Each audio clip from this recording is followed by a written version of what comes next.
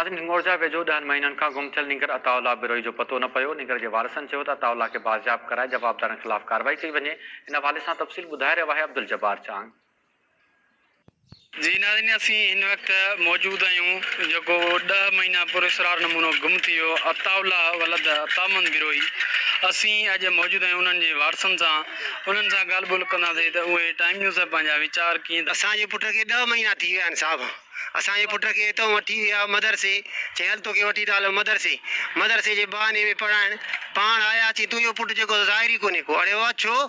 जंहिंखे असां हेॾो सारो महिनत करे ॿधाया आहियूं पुलिस वटि, पुलिस का बि क़दम उन्हनि सां नथो खणे। असांजो इरादो इहा त अची हाणे रोड बाईपास ब्लॉक कयूं, पोइ जेको असां हुकूमत ईंदो पोइ जेको असांजो पुटु असांखे वापसि मिलंदो। ईअं न त असांजो पुटु असांखे कोई बि न मिलंदो। ज़रूरु असांजे पुट खे तव्हां वठी विया, असां FIR कराया। ख़ुदा वास्ते हुकूमत खां असांजो अर्ज़ु आहे इहो त असांजो जेको पुट खे असांखे वापसि कराए ॾे। ईदनि ते ॿ ईद थिया आहिनि, असां ईदनि ते न विया आहियूं। असां ॾुकनि में ऐं सूरनि में आहियूं। असांखे हुननि धमकी था ॾियनि, चए तव्हांखे बदिराईंदासीं, कूड़ा केस कंदासीं, केस मां हथु खणूं। असांखां भउ ई नथा करनि, हुकूमत खां भउ ई नथा करनि।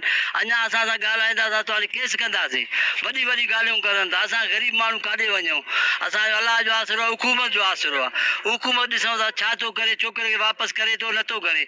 असां इंतज़ार में छोकिरे जो, सभु उन जे इंतज़ार में। असांजो महिरबानी करे हुकूमत उनखे चयो असांजो खे ज़िंदा ॾेसि, असांजो घर में ख़ुशी करे। असांजो न्याणी जो ज़िंदगी त ईअं वियो। मां त अची हिते अमड़ वटि रोए रोए रोए ओ अलाह साईं हाणे अताउल्ला खे ज़िंदा मोटी खणी अच। अताउल्ला खे खणी वियो त कुझु उहो नथो मञे। हाणे हुकूमत अलाह महिरबानी करे उनखे मदद करे चयो मोटी ॾेसि, उनखे आज़ादु कंदासीं। अताउल्ला खे 10 महीना थियण वारा आहिनि, अॼु ताईं हुनजो को बि ख़बर न आहे। हे 3 छोकिरा ॿधिराया आहिनि असांजा बिरोही, उहे ॿधिराया, मौलवी साहिब ॿधिराया, को बि ख़बर नथो। पुलिस में ॿधा पिया आहिनि, ख़बर नथो पए। हेमहिल ताईं वरंदो धमकियूं था ॾियनि, चवनि था केस मां हथु खणो, न त असां विढ़ंदासीं, ईअं कंदासीं।